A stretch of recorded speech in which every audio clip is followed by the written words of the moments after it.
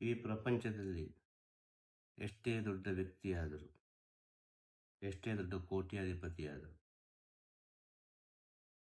ಎಷ್ಟೇ ದೊಡ್ಡ ಪರಬ್ರಹ್ಮಜ್ಞಾನಿಯಾದರೂ, ಯಾರೇ ಆದರೂ, ಅಲ್ಲ ಒಂದು ಅವತಾರವೇ ಆದರೂ, ಒಂದು ಫೈಲಿಯರ್ ಅಂತೇಳಿ ಇದ್ದೇ ಇರ್ತದೆ. ಫೈಲಿಯರ್ ಅಂತ ಹೇಳದೆ ಯಾರ ಜೀವನ ಮುಂದೆ ಹೋಗಲಿದೆ. ಕೆಲವು ಫೈಲಿಯರನ್ನು ಹೇಳಲಿಕ್ಕೆ ಆಗುವುದಿಲ್ಲ, ಕೆಲವು ಗೊತ್ತಾಗ್ತದೆ. ಆ ಫೈಲಿಯರ್ ಅಂತ ಇಲ್ಲದ್ರೆ ಜೀವನ ಮುಂದೆ ಹೋಗುವುದಿಲ್ಲ. ಅದನ್ನು ಸ್ಪಂದಿಸಿಯೇ ಆಗಬೇಕು. ಒಬ್ಬ ಫೈಲಿಯರ್ ಅಂದರೆ ಏನು ಕನ್ನಡದಲ್ಲಿ? ಸೋಲು. ಸೋಲು ಒಂದು ಅಪಜಯ, ಅನೇಕ ರೀತಿಯ ಎಂತ ಕಹಿ ಅನುಭವಗಳೆಲ್ಲ ಅಲ್ವಾ? ನೋಡು, ಅದು ಇಲ್ಲದೆ ಜೀವನವನ್ನು ತಕೊಂಡು ಹೋಗಲಿಕ್ಕೆ ಸಾಧ್ಯವಿಲ್ಲ. ಜೀವನ ಅಂತೇಳಿ ಅದು ಇರಲೇಬೇಕು, ಯಾರಾದರೂ ಸರಿ. ಯಾವುದೋ ಒಂದು ವಿಷಯದಲ್ಲಿ ಹಣ ಕೋಟಿ ಇರ್ಬೋದು, ನೆಮ್ಮದಿ ಇರಲಿಕ್ಕಿಲ್ಲ, ಅದೊಂದು ಫೈಲಿಯರ್. ಅರ್ಥ ಆಯ್ತಾ? ಒಬ್ಬನಿಗೆಲ್ಲ ಚೆನ್ನಾಗಿರ್ಬೋದು, ಆರೋಗ್ಯ ಫಸ್ಟ್ ಕ್ಲಾಸ್ ಆಗಿರ್ಬೋದು, ಹೆಲ್ತ್ ಯಾವುದೇ ರೀತಿ ತೊಂದರೆ ಇರಲಿಕ್ಕಿಲ್ಲ, ಆದರೆ ಅವನ ಕೈಯಲ್ಲಿ ಕಾಸೇ ಇರಲಿಕ್ಕಿಲ್ಲ. ಅವನಿಗೆಲ್ಲವನ್ನು ಅನುಭವಿಸುವ ಶಕ್ತಿ ಉಂಟು, ಆದರೆ ಅನುಭವಿಸಲಿಕ್ಕೆ ಆಗುವುದಿಲ್ಲ. ಹೇಳೋದು ಅರ್ಥ ಆಯ್ತಾ? ಇನ್ನೊಬ್ಬ ಹತ್ರ ಕೋಟಿ ಉಂಟು, ಅವನ ಹತ್ರ ಆರೋಗ್ಯ ಇಲ್ಲ. ಅಲ್ವಾ? ಈ ಫೈಲ್ಯೂರ್ ಎಂಬ ವಿಚಾರವನ್ನು ನಾವು ಮನಪೂರ್ವಕವಾಗಿ ಸ್ವೀಕಾರ ಮಾಡಬೇಕು ಅಂತ ಹೇಳೋದು. ಅಯ್ಯೋ, ನಾನು ಸೋತು ಹೋದೆ, ನಾನು ಫೈಲ್ಯೂರ್ ಆದೆ, ನನ್ನಿಂದ ಆಗುವುದಿಲ್ಲ ಎಂಬ ವಿಚಾರವನ್ನು ನೀವು ಬಿಟ್ಟು ಬಿಡಬೇಕು. ನಿಮ್ಮೊಳಗೆ ಆತ್ಮವಿಶ್ವಾಸವನ್ನು ತುಂಬಿಸಬೇಕು.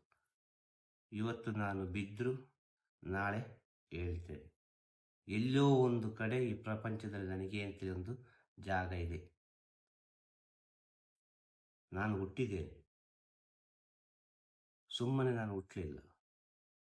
ಆ ಭಗವಂತನ ಇಚ್ಛೆಯಂತೆ ನಾನು ಹುಟ್ಟಿದ್ದೇನೆ. ಆ ಭಗವಂತನ ಇಚ್ಛೆಯಂತೇಳಿ ಹುಟ್ಟಿರುವಾಗ ನನಗೆ ಅಂತೇಳಿ ಭಗವಂತ ಏನೋ ಒಂದು ವಿಷಯವನ್ನು ಇಟ್ಟಿರ್ತಾನೆ, ಕೊಟ್ಟಿರ್ತಾನೆ. ಇಲ್ಲ, ನನಗೆ ಈ ಜನ್ಮ ಇಲ್ಲ, ಈ ಶ್ವಾಸ ಇಲ್ಲ ಎಂಬ ಆತ್ಮವಿಶ್ವಾಸವನ್ನು ನಿಮ್ಮ ಒಳಗೆ ನೀವು ತುಂಬಿಸಿಕೊಳ್ಬೇಕು.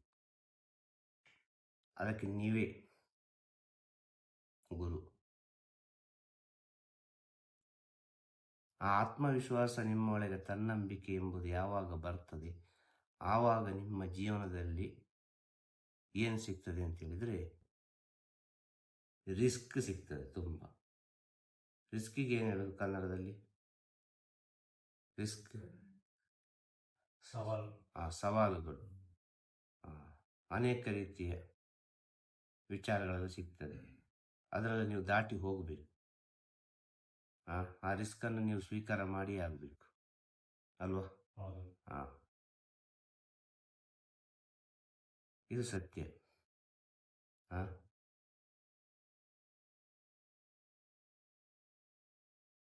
ಆ ರಿಸ್ಕನ್ನು ನೀವು ಸ್ವೀಕಾರ ಮಾಡಿದರೆ, ಆ ಸವಾಲುಗಳನ್ನು ಸರಿಯಾದ ರೀತಿಯಲ್ಲಿ ಎದುರಿಸಿಕೊಂಡು ಹೋದರೆ ನಿಮ್ಮ ಜೀವನದಲ್ಲಿ ಸಕ್ಸಸ್ಫುಲ್ ಎಂಬ ಸ್ಥಿತಿ ಬರ್ತದೆ. ಸಕ್ಸಸ್ಫುಲ್ ಅಂತ ಹೇಳಿದ್ರೆ ಏನು? ಒಂದು ಅಚೀವ್ಮೆಂಟ್ ಆಯಿತು, ಎತ್ತರ ಸ್ಥಿತಿಯಲ್ಲಿ ಇದ್ದೇನೆ ನಾನು, ಯಶಸ್ವಿ ಜೀವನ, ಯಶಸ್ಸನ್ನು ಕಂಡುಕೊಳ್ಳಲಿಕ್ಕಾಗ್ತದೆ. ಯಶಸ್ಸು ಸಿಗ್ತದೆ ನಿಮಗೆ. ಎಲ್ಲದಕ್ಕೂ ಆತ್ಮವಿಶ್ವಾಸ ಬಹಳ ಮುಖ್ಯ. ಅದು ನೀವು ಯಾವುದಕ್ಕೆ ಹುಟ್ಟಿದ್ರಿ ಅದನ್ನು ನೀವು ಮಾಡಿಯೇ ಮಾಡ್ತೀರಿ ಎಂಬ ಸತ್ಯದ ಅರಿವು ನಿಮಗೆ ಇರಬೇಕು. ಆದರೆ ನಿಮ್ಮ ಒಳಗೆ ಇರಬೇಕಾದ ವಿಚಾರ ಏನು ಅಂತ ಹೇಳಿದರೆ, ಒಳ್ಳೆಯ ಭಾವನೆಗಳು. ಏನಾದರೂ ಸರಿ, ಆ ಒಳ್ಳೆಯ ಭಾವನೆಯಿಂದ ನಾವು ಹೊರಗೆ ಬರಬಾರ್ದು. ಹೇಳೋದರ್ಥ ಆಯ್ತಾ? ಇದು ಯಾಕೆ ಹೇಳೋದು ಅಂತ ಹೇಳಿದರೆ, ನಿಮಗೆ ತಿಳಿದೋ ತಿಳಿಯದೆಯೋ ನೀವು ಈ ದಾರಿಯಲ್ಲಿ ಬರ್ತಾ ಇದ್ದೀರಿ. ಇದು ನಿಮಗೆ ಗೊತ್ತಿಲ್ಲ. ಈ ಗುರು ಸೇವೆ ಅಂದರೆ ಏನು, ಗುರು ಸೇವೆ ಮಹತ್ವ ಏನು, ಗುರು ಅಂದರೆ ಏನು ಎಂಬ ಅರಿವಿಲ್ಲದೇ ನೀವು ಗುರುವಿನ ಸೇವೆ ಮಾಡ್ತೀರಿ ಅಂತ ಹೇಳಿದರೆ, ಇದರ ಹಿಂದೆ ಬಲವಾದ ಒಂದು ಸ್ಥಿತಿ ಅಂತ ಹೇಳಿದರೆ ಅದು ನಿಮ್ಮ ವಿಧಿ. ಇನ್ನು ಎಲ್ಲರಿಗೆ ಅರ್ಥ ಆಗಬೇಕು ಅಂತ ಹೇಳಿದರೆ ಭಗವಂತ ಹೇಳೋದು ಅರ್ಥ ಆಯ್ತಾ? ಅವನ ಇಚ್ಛೆ ಇಲ್ಲದೆ ನೀವು ಈ ದಾರಿಯಲ್ಲಿ ಬರಲಿಕ್ಕೆ ಆಗುವುದಿಲ್ಲ ಅಂತ ಹೇಳೋದು. ಈ ದಾರಿಯಲ್ಲಿ ಬರುವಾಗ ನೀವು ಅರ್ಥ ಮಾಡಿಕೊಳ್ಬೇಕು, ಹೊರಗಿನ ಪ್ರಪಂಚದಲ್ಲಿ ನನಗೆ ಏನೂ ಮಾಡಿದ್ರು ಆಗ್ತಾ ಇಲ್ಲ, ಭಗವಂತ ನನ್ನನ್ನು ಇಲ್ಲಿಗೆ ತಂದು ನಿಲ್ಲಿಸ್ತಾ ಇದ್ದಾನೆ. ಏನು ಮಾಡಿದರೂ ಸುತ್ತಿ ಸುತ್ತಿ ಸುತ್ತಿ ಸುತ್ತಿ ಅದು ಇಲ್ಲಿಗೆ ಬಂದು ಮುಟ್ಟುತ್ತದೆ. ಎಲ್ಲಿಗೆ? ಜ್ಞಾನದ ಸ್ಥಿತಿಗೆ, ಒಂದು ಜ್ಞಾನ ಮಾರ್ಗಕ್ಕೆ ಅಲ್ವಾ? ಆಗ ನೀವು ಅರ್ಥ ಮಾಡಿಕೊಳ್ಬೇಕು, ಭಗವಂತ ನನಗೆ ಒಂದು ದಾರಿ ಇಟ್ಟಿದ್ದಾನೆ, ಇದೇ ದಾರಿ ಅಂತೇಳಿ ಕಾಣ್ತದೆ, ಇದೇ ದಾರಿಯಲ್ಲಿ ಒಂದು ಸತ್ಯದಲ್ಲಿ ನಾವು ಪಯಣ ಮಾಡಿ ನೋಡುವ. ಒಂದು ಸರಿಯಾದ ಸ್ಥಿತಿಯಲ್ಲಿ ಒಂದು ಭಗವಂತನ ಮೇಲೆ ಭಾರ ಹಾಕಿ, ಅವ ಏನು ಮಾಡಿದರೂ ನಾನು ಇಲ್ಲಿಗೆ ಬಂದು ಮುಡ್ತೇನೆ ಅಂತೇಳಿ ಅವನ ಇಚ್ಛೆ. ಇನ್ನು ಅವನ ಇಚ್ಛೆಯಂತೆ ಆಗಲಿ ಅಂತೇಳಿದ ದೃಢ ಮನಸ್ಸಿನಿಂದ ಒಬ್ಬ ಒಂದು ಹೆಜ್ಜೆ ಮುಂದೆ ಇಟ್ಟರೆ ಉಂಟಲ್ವಾ, ಅವನಿಗೆ ಯಾವ ರೀತಿ ದಾರಿ ಸಿಗಬಹುದು, ಯಾವ ರೀತಿ ದಾರಿ ಕಾಣಬಹುದು ಅಂತೇಳಿ ಹೇಳಲಿಕ್ಕೆ ಸಾಧ್ಯ ಇಲ್ಲ. ಹೇಳೋದಕ್ಕಾಯ್ತಾ? ಆಗ ಫೈಲರ್ ಸಿಗ್ತದೆ, ರಿಸ್ಕ್ ಸಿಗ್ತದೆ, ಸಕ್ಸಸ್ ಸಿಗ್ತದೆ.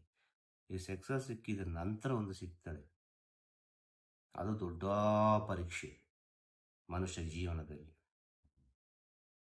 ಅಚೀವ್ಮೆಂಟ್ ಮಾಡಿದವರ ಜೀವನದಲ್ಲಿ, ಈ ಪ್ರಪಂಚದಲ್ಲಿ ಕಣ್ಣಿಗೆ ಕಾಣುವವರ ಜೀವನದಲ್ಲಿ.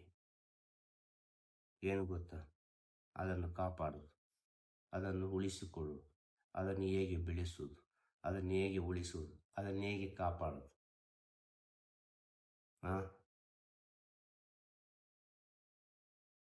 500 ಜನ ಒಬ್ಬನ ಕೈ ಕೆಳಗಿದ್ದಾರೆ, 5,000 ಜನ ಒಬ್ಬರ ಕೈ ಕೆಳಗಿದ್ದಾರೆ, 5 ಲಕ್ಷ ಜನ ಒಬ್ಬರ ಕೈ ಕೆಳಗಿದ್ದಾರೆ. ಏನೋ ಒಂದು ಅಷ್ಟು ಎತ್ತರಕ್ಕೆ ಬೆಳೆದಿದ್ದಾನೆ ಅಂತ ಇಟ್ಟುಕೊಳ್ಬೇಕು. ಅವ ಬೆಳೀತಾ ಬೆಳೀತಾ ಬೆಳೀತಾ ಬೆಳೀತಾ ಬೆಳೀತಾ ಉಂಟಲ್ಲ, ಅವನನ್ನು ಹೇಗೆ ಎಳೆಯುವುದು ಅಂತ ನೋಡ್ತಾರೆ. ಹೇಗೆ ಕೆಳಗೆ ಹಾಕುವುದು ಅಂತ ನೋಡ್ತಾರೆ, ಹೇಗೆ ತುಳಿಯುವುದು ಅಂತ ನೋಡ್ತಾರೆ. ಜೊತೆಗೆ ಇದ್ದವರೇ ಶತ್ರುಗಳಾಗ್ತಾರೆ, ಜೊತೆಗೆ ಇದ್ದವರೇ ಎಲ್ಲ ವಿಚಾರವನ್ನು ಬಹಿರಂಗಪಡಿಸ್ತಾರೆ. ಈ ಸತ್ಯ ವಿಷಯ. ಎಷ್ಟು ಕಷ್ಟ ಉಂಟಲ್ಲ ಈ ಸಕ್ಸಸ್ಫುಲ್ ಆದರೆ. ಅರ್ಥ ಆಯ್ತು ಹೇಳೋದು ನಾನು? ಎಲ್ಲರೂ ವಿರೋಧಿಗಳೇ. ನಿಮಗೆ ಮಾತ್ರ ಕಣ್ಣಿಗೆ ಕಾಣುವಾಗ ಮಿತ್ರರಾಗಿ ಕಾಣ್ತಾರೆ, ನಿಮ್ಮ ಕಣ್ಣಿಗೆ ಕಾಣುವಾಗ ಒಳ್ಳೆ ಖುಷಿ ಖುಷಿಯಾಗಿ ಮಾತಾಡ್ತಾರೆ. ಆದರೆ ಒಳಗಿನಿಂದ ಆ ಸಕ್ಸಸ್ಫುಲ್ ವ್ಯಕ್ತಿಗೆ ಎಲ್ಲರೂ ಒಂದಲ್ಲ ಒಂದು ರೀತಿಯಲ್ಲಿ ವಿರೋಧಿಗಳೇ, ಯಾವುದೋ ಒಂದು ರೀತಿಯಲ್ಲಿ. ಅರ್ಥ ಆಗ್ತಾ ಹೇಳೋದು? ಕಾರಣ ಏನು?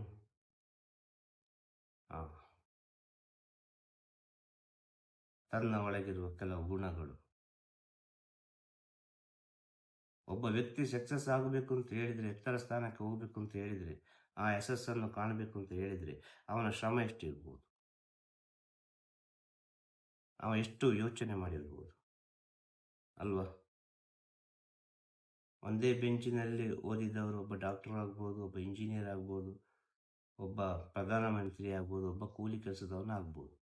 ಒಂದೇ ಬೆಂಚಲ್ಲಿ ಒಂದೇ ಮಾಸ್ಟರ್ ಹತ್ರ ಓದಿದವರು. ಸೊ ಅವರವರ ಜೀವನದ ದಾರಿಯನ್ನು ಹುಡುಕಿದ ರೀತಿ ಅದು. ಅಲ್ವಾ? ಇದು ಭೌತಿಕ ಪ್ರಪಂಚದಲ್ಲಿ ಹೇಳುವುದಾದ್ರೆ, ಈ ಸಕ್ಸಸ್ಫುಲ್ ಎಂಬುದೆಲ್ಲ ಎಷ್ಟು ನೋವು ಕೊಡುತ್ತದೆ, ಎಷ್ಟು ನೆಮ್ಮದಿ ಕೆಡಿಸ್ತದೆ. ಜೀವನ ಎಂಬುದು ಚಿತ್ರಹಿಂಸೆಯಾಗಿ ಇರ್ತದೆ. ಇದು ಸತ್ಯ, ಇದು ಭೌತಿಕ ಪ್ರಪಂಚದ ಸ್ಥಿತಿ. ನಿಜವಾದ ಸಕ್ಸಸ್ಫುಲ್ ಅಂದರೆ ಏನು? ನಿಜವಾದ ಒಂದು ಸಕ್ಸಸ್ಫುಲ್ ಅಂದರೆ ಏನು? ಇಲ್ಲಿ ಯಾವುದೂ ಇಲ್ಲ, ಇಲ್ಲಿ ನಾನೇ ಇಲ್ಲ ಎಂಬುದು ಅರ್ಥ ಮಾಡಿಕೊಡೋದು ನಿಜವಾದ ಸಕ್ಸಸ್ಫುಲ್. ಅವನಿಗೆ ಸೋಲೇ ಇಲ್ಲ. ಅವನಿಗೆ ಏನೂ ಇಲ್ಲ. ಅವ ನಿಜವಾದ ರಾಜ, ಅವ ನಿಜವಾದ ಕಿಂಗ್. ಇಲ್ಲಿ ಎಂಥದ್ದು ಇಲ್ಲಪ್ಪ, ಇಲ್ಲಿ ಏನು ಆಗ್ತಾ ಇಲ್ಲ. ಇಲ್ಲೆಲ್ಲ ಅವನ ಇಚ್ಛೆ ಅಂತೇಳಿ ಅವನ ಮಾಯ ಲೀಲೆಗಳು ನಡೀತಾ ಉಂಟು. ಅದರಲ್ಲಿ ನಾನು ಒಬ್ಬ. ಇದರಲ್ಲಿ ದುಃಖ ಪಡಲಿಕ್ಕಿಲ್ಲ, ಸಂತೋಷ ಪಡಲಿಕ್ಕಿಲ್ಲ, ಇಲ್ಲಿ ಏನೂ ಇಲ್ಲ. ಇಲ್ಲಿ ಏನು ನಡಿಬೇಕು ಅದು ನಡೀತಾ ಉಂಟು. ಇದು ನಮ್ಮ ಕಣ್ಣಿಗೆ ಕಾಣೋದು. ಇದು ನಮ್ಮ ಕಣ್ಣಿಗೆ ರೂಪವಾಗಿ ಕಾಣೋದು. ಈ ಭೂಮಿ ಕಾಣೋದು ನಮ್ಮ ಕಣ್ಣಿಗೆ. ಸೊ ನಾವೇ ಇಲ್ಲ ಇಲ್ಲಿ. ಹೇಳೋದು ಅರ್ಥ ಆಯ್ತಾ? ಇದೊಂದು ಮ್ಯಾಜಿಕ್. ಇದು ಸತ್ಯ ಹೇಳೋದು.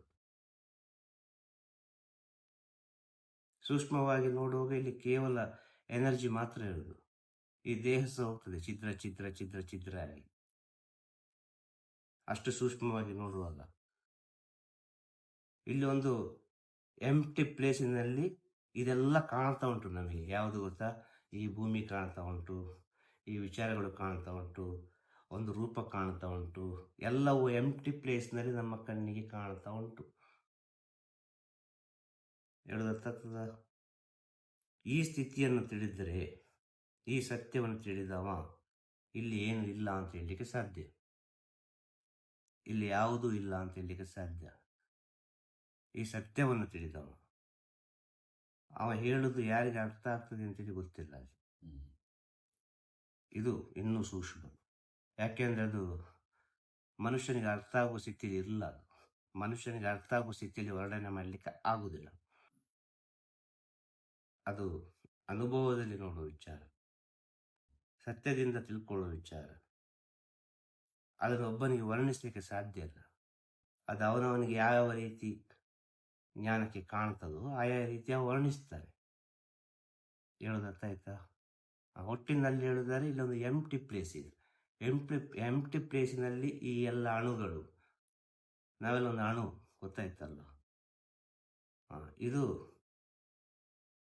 ಒಂದನ್ನೊಂದನ್ನು ಈ ಪ್ರಪಂಚದ ಒಂದು ರನ್ನಿಂಗಿಗೆ ಬೇಕಾಗಿ ಈ ಎನರ್ಜಿ ಉಂಟಲ್ವ, ಒಂದೊಂದು ಸೇರ್ತಾವೆ ಇಲ್ಲಿ. ನಾವು ನೆನೆಸೋದು ನಮ್ಮ ಕಣ್ಣಿಗೆ ಈ ಮಾಯದ ವಿಚಾರ ಕಣ್ಣಿಗೆ ಕಾಣೋದು. ಇದು ನನ್ನ ಗಂಡ, ಇದು ನನ್ನ ಹೆಂಡತಿ, ಇದು ನನ್ನ ಶಿಷ್ಯ, ಇದು ನನ್ನ ಗುರು, ಇದೆಲ್ಲ ನಮ್ಮ ಕಣ್ಣಿಗೆ ಕಾಣೋದು. ಇದು ಪರಮ ಸತ್ಯ. ಹೇಳೋದು ಅರ್ಥ ಆಯ್ತಾ? ಈ ಸಕ್ಸಸ್ಫುಲ್ ಅನ್ನೊಬ್ಬ ನೋಡಿದ್ರೆ ಅವ ನಿಜವಾಗಿ ಅನಂತ ಕೋಟಿ ಬ್ರಹ್ಮಾಂಡ ನಾಯಕ. ಈ ಸಕ್ಸಸ್ಫುಲ್ಲಿಗೆ ಬೇಕಾಗಿ ಆಧ್ಯಾತ್ಮಿಕ ಪಯಣ. ಆಧ್ಯಾತ್ಮಿಕ ಪಯಣದಲ್ಲಿ ಮೊದಲಿಗೆ ಬರೋದು ಫೈಲಿಯರ್. ಈ ಜ್ಞಾನ ಮಾರ್ಗದಲ್ಲಿ ಹೋಗುವಾಗ, ಈ ಸತ್ಯ ಮಾರ್ಗದಲ್ಲಿ ಹೋಗುವಾಗ ಆಗ ಹೇಳಿದ್ದು ಭೌತಿಕಕ್ಕೆ, ಈಗ ಹೇಳೋದು ಜ್ಞಾನಕ್ಕೆ. ಎರಡು ಮಿಕ್ಸ್ ಆಗಿ ಉಂಟು. ನಿಮ್ಮ ಸ್ಥಿತಿಗೆ ಹೇಳುದು, ಗುರುಭಕ್ತರ ಸ್ಥಿತಿಗೆ ಹೇಳುದು, ಒಂದು ಜ್ಞಾನ ಬೇಕು ಅಂತೇಳಿ ಹೋಗ್ತಾರಲ್ಲ ಅವರ ಸ್ಥಿತಿಗೆ ಹೇಳುದು. ನೀವು ಮೊದಲು ಅದನ್ನು ಪ್ರಯಾಣ ಮಾಡುವಾಗ ವಿಪರೀತ ಕಲ್ಲು ಮುಳ್ಳು ಹವಾಮಾನಗಳು ಎಲ್ಲ ಇರ್ತದೆ ಅದರಲ್ಲಿ. ಅದಾದ ನಂತರ ನಿಮಗೆ ಸವಾಲುಗಳು ಬರ್ತದೆ, ರಿಸ್ಕ್ ಬರ್ತದೆ, ಒಂದೊಂದು ಪರೀಕ್ಷೆಗಳು ಬರ್ತದೆ. ಹವಾಮಾನ ಎಲ್ಲ ದಾಟಿ ಎಲ್ಲ ಅದನ್ನೆಲ್ಲ ಸ್ವೀಕಾರ ಮಾಡಿ ಆಯ್ತು ಎಲ್ಲ ಫೈಲಿಯರನ್ನು. ಅದಾದ ನಂತರ ಅಲ್ಲಿ ನಿಲ್ಲುವುದಿಲ್ಲ. ಅನೇಕ ಸವಾಲುಗಳನ್ನು ಎದುರಿಸಬೇಕಾಗ್ತದೆ. ಅನೇಕ ಸವಾಲುಗಳನ್ನು ಎದುರಿಸಿದ ನಂತರ ನಿಮಗೊಂದು ಸ್ಥಿತಿ ಸಿಗ್ತದೆ.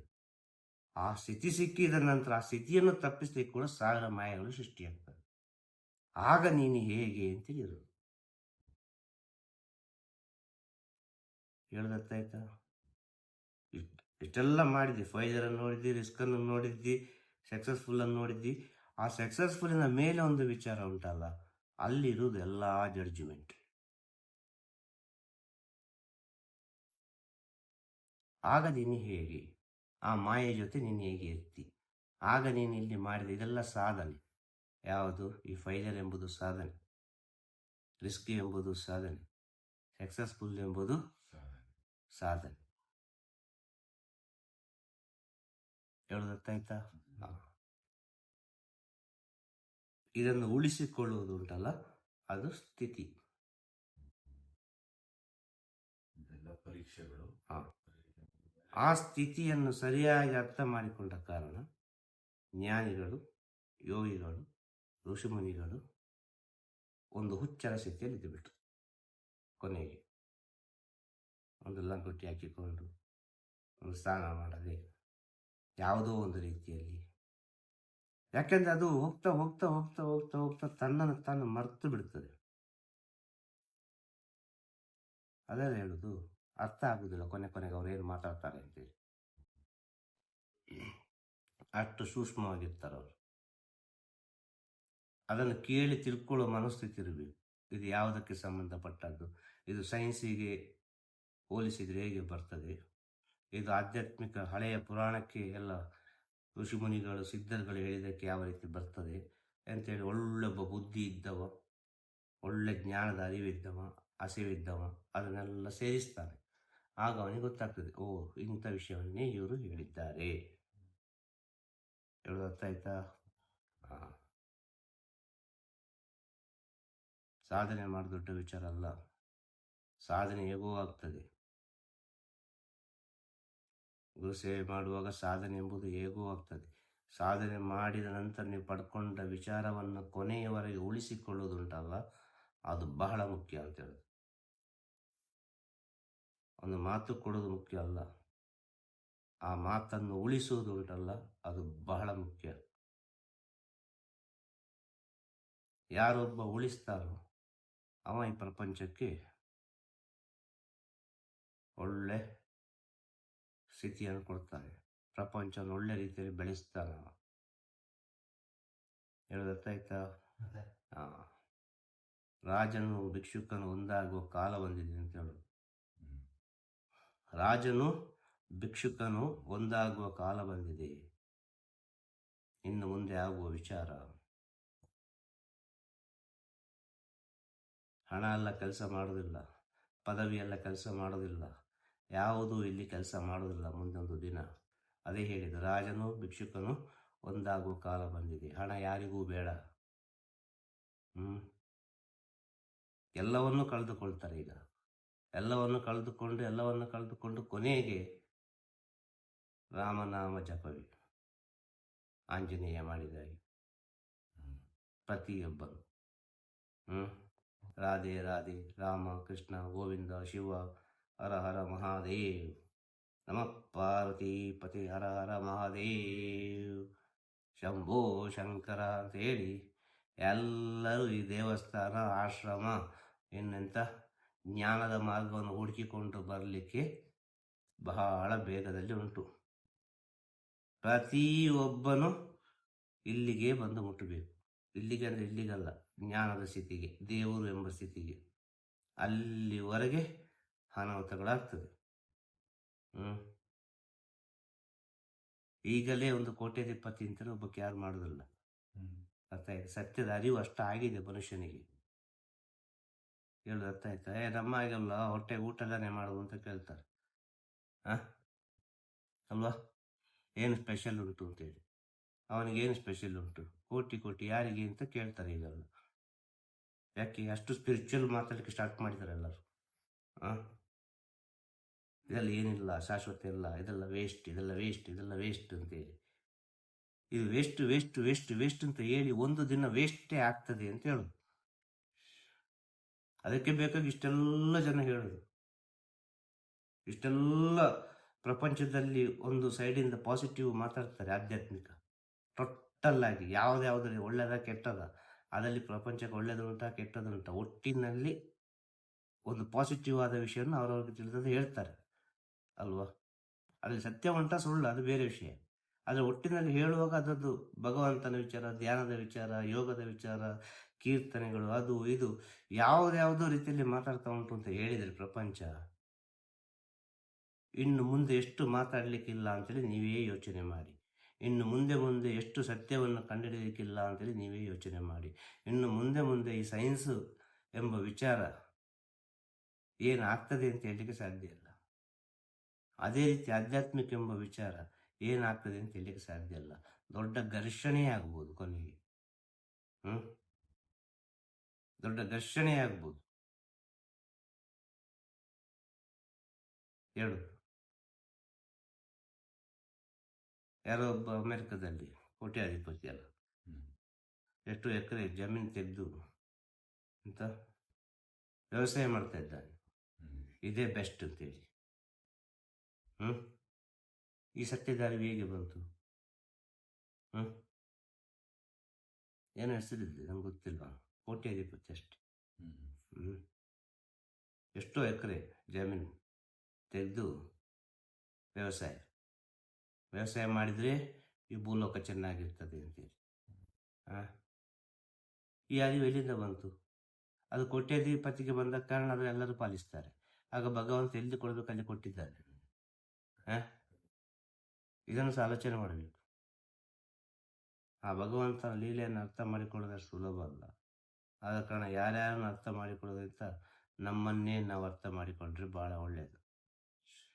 ಇದು ಟೆಂಪರರಿ ಒಂದು ಲೈಫ್, ಇದು ಜಸ್ಟ್ ಒಂದು ಶೋ. ಈ ಶೋದಲ್ಲಿ ಯಾವ ರೀತಿ ಪರ್ಫಾರ್ಮೆನ್ಸ್ ನಾವು ಮಾಡಬೇಕು ಅಂತೇಳಿ ತಿಳಿದರೆ ಸಾಕು. ನಮ್ಮ ಪರ್ಫಾರ್ಮೆನ್ಸ್ ಹೇಗಿರಬೇಕು ಆಡಿಯನ್ಸಿಗೆ. ಇಷ್ಟೇ ಈ ಪ್ರಪಂಚ. ಪ್ರತಿಯೊಬ್ಬರು ಒಂದಲ್ಲ ಒಂದು ರೀತಿಯ ಕ್ಯಾರೆಕ್ಟರ್ ಇಲ್ಲಿ ಯಾರಿಗೂ ಯಾರು ಸ್ವಂತವೇ ಇಲ್ಲ. ಸತ್ಯವನ್ನು ತಿಳಿಲಿಕ್ಕೆ ಬೇಕಾಗಿ ಇದೆಲ್ಲ ನಡೀತಾ ಇರೋದು. ಯಾರೋ ಒಬ್ಬನಿಗೆ ಇದು ಸತ್ಯದ ಅರಿವಾಗ್ತದೆ. ಒಂದು ಜನ್ಮದಲ್ಲಿ ಸತ್ಯದ ಅರಿವಾಗ್ತದೆ. ಒಂದು ಜನ್ಮದಲ್ಲಿ ಸಂಸಾರ ಅಂತ ಹೇಳಿದವರು ಮುಂದಿನ ಒಂದು ಜನ್ಮದಲ್ಲಿ ಈ ಸಂಸಾರ ಬೇಡ ಅಂತ ಹೇಳ್ತಾರೆ. ಸಂಸಾರ ಸಾಕಾಯ್ತು ನನಗೆ ಅಂತೇಳಿ, ಇನ್ನು ಈ ರೀತಿಯಾಗಿ ಬದುಕಬೇಕು ಅಂತ ಆಸೆ ಆಗಿದೆ ಅಂತೇಳಿ ಸಂಸಾರದಲ್ಲಿರುವಾಗಲೇ ಬರ್ತದೆ, ಸಾಯುವಾಗ. ಆಗ ಅಲ್ಲಿಂದಲೇ ಕಂಟಿನ್ಯೂ ಆಗ್ತದೆ. ಆಗ ಅದು ಕೇಳ್ತದೆ, ಒಂದು ಗುರು ಇದ್ರೆ ಒಳ್ಳೆದಿತ್ತು ಅಂತ. ಅದೇ ರೀತಿ ಸಾಯ್ತದೆ ಅದು. ಆಗ ಅದು ಪುನಃ ಗುರುವಿನಿಂದ ಕಂಟಿನ್ಯೂ ಆಗ್ತದೆ. ಹೀಗೇ ಕಂಟಿನ್ಯೂ ಆಗ್ತಾ ಹೋಗಿ ಅದು ಗುರು ಆಗ್ತದೆ ಕೊನೆಗೆ. ಕೊನೆಗೆ ಅದೊಂದು ಗುರುವ ಋಷಿಯ ಏನೋ ಒಂದು ಆಗ್ತದೆ. ಅದು ಫೈನಲ್ ಆಗಿ ಮುಗೀತದೆ. ಅದು ಫೈನಲ್ ಜನ್ಮದಲ್ಲೇ ಶ್ರೇಷ್ಠವಾದ ಜನ್ಮ, ಒಂದು ಋಷಿ ಜನ್ಮ. ಯಾಕೆಂದರೆ ಋಷಿಯಿಂದಲೇ ಪ್ರಾರಂಭ, ಋಷಿಯಿಂದಲೇ ಅಂತ್ಯ. ಇಷ್ಟೇ ಹೇಳೋದು. ಎಲ್ಲಿ ಪ್ರಾರಂಭವಾಯಿತು ಅಲ್ಲೇ ಮುಕ್ತಾಯ ಆಗಬೇಕು. ಅದು ಆಗುವುದಿಲ್ಲ. ಪ್ರಾರಂಭ ಆಗಿದೆ ಅಷ್ಟೇ, ಪ್ರಾರಂಭವಾದ್ದು ನಿಲ್ಲೇ ಇಲ್ಲ, ಹೋಗ್ತಾರೆ ಉಂಟು. ಆದ ಕಾರಣ ಹೇಳಿದ್ದು ಋಷಿ ಮೂಲ ನದಿ ಮೂಲ ತಿಳಿಬೇಡಿ. ಋಷಿ ಮೂಲ ನದಿ ಮೂಲ ಬೇಡ, ತಿಳಿಬೇಡಿ. ಅದು ತಿಳಿಲಿಕ್ಕೆ ಹೋದರೆ ಆಗಲಿಕ್ಕಿಲ್ಲ. ಅದು ತುಂಬ ಹೋಗ್ತದೆ. ತುಂಬ ಹೋಗ್ತಾ ಹೋಗ್ತಾ ಹೋಗ್ತಾ ಹೋಗ್ತಾ ಹೋಗ್ತಾ ಅದು ಎಲ್ಲಿಗೆ ಹೋಗ್ತದೆ ಅಂತ ಹೇಳಲಿಕ್ಕೆ ಸಾಧ್ಯ ಇಲ್ಲ. ಅದು ಯಾವ ಸ್ಥಿತಿಯನ್ನು ಕಾಣ್ತದೆ ಅಂತ ಹೇಳಲಿಕ್ಕೆ ಸಾಧ್ಯ ಇಲ್ಲ. ಹೇಳೋದು ಅರ್ಥ ಆಯ್ತಾ? ಆಗ ಗುರು ಸೇವೆಯಲ್ಲಿ ಇದೆಲ್ಲ ಯಾಕೆ ಹೇಳಿದ್ದು ಅಂತ ಹೇಳಿದರೆ, ಗುರು ಸೇವೆ ಮಾಡೋದು ಎಷ್ಟೋ ಜನರಿಗೆ ಅನಿಸ್ಬೋದು, ಅರ್ಥಾಯ್ತಾ? ಫೈಲರ್ ಅಂತೇಳಿ. ಅದು ಫೈಲರ್ ಅಲ್ಲವೇ ಅಲ್ಲ, ಅದು ನಿಮಗೆ ಜ್ಞಾನ. ಒಬ್ಬ ಸೋತ ವ್ಯಕ್ತಿಯ ಅನುಭವ ಉಂಟಲ್ವ, ಅದು ಫಸ್ಟ್ ಕ್ಲಾಸ್ ಅನುಭವ. ಒಂದು ಸೋತು ಹೋದ ವ್ಯಕ್ತಿಯ ಅನುಭವ ಅದು ಫಸ್ಟ್ ಕ್ಲಾಸ್. ಅವರ ಅನುಭವವನ್ನು ತಗೊಂಡ್ರೆ ಉಂಟಲ್ವ, ಯಾರು ತಗೊಂಡಿದ್ದಾನೆ ಅವ ಜೀವನದಲ್ಲಿ ಗೆಲ್ತಾನೆ. ಸೋತ ವ್ಯಕ್ತಿಗಳ ಅನುಭವವನ್ನು ಯಾರೊಬ್ಬ ಸ್ವೀಕಾರ ಮಾಡ್ತಾನೋ ಅವನ ಜೀವನದಲ್ಲಿ ಗೆಲ್ಲುವುದಂತೂ ಸತ್ಯ. ಅಷ್ಟು ಅನುಭವ ಇರ್ತದೆ ಅಲ್ಲಿ, ಅಷ್ಟು ಎಕ್ಸ್ಪೀರಿಯನ್ಸ್ ಇರ್ತದೆ. ಈ ದಾರಿ ಇನ್ನೊಂದು ದಾರಿಯಪ್ಪ, ಈ ದಾರಿ ಇಲ್ಲದ್ರೆ ಇನ್ನೊಂದು ದಾರಿ. ಅಷ್ಟು ಜ್ಞಾನ ನಿಮಗೆ ವೃದ್ಧಿ ಆಗ್ತದೆ ಅಂತ ಹೇಳಿದ್ರು ಫೈಲರ್ ಆದ ಕೂಡಲೇ.